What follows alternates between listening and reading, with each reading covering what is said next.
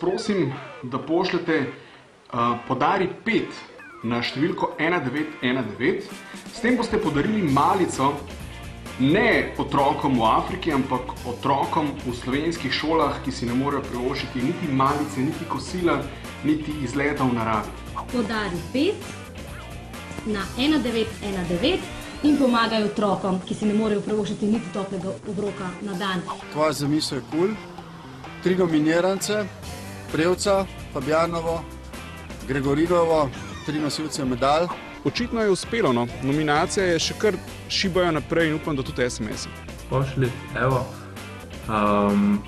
Nič, pa ne bom nič kaj dosti časa zgubljal in samo nominiral se naprej. Pošiljam SMS, podari 5 na 1919.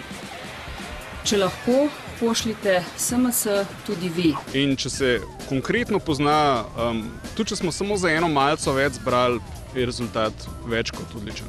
Že sam isti dan, ko je Matej objavil svoj video in nominiral naprej, se je zelo opazil, kako se messagi kar kopičijo, tako da prejšnji teden, se pravi po parih dneh akcije, se je opazil, da je 10-krat več messagev na dan.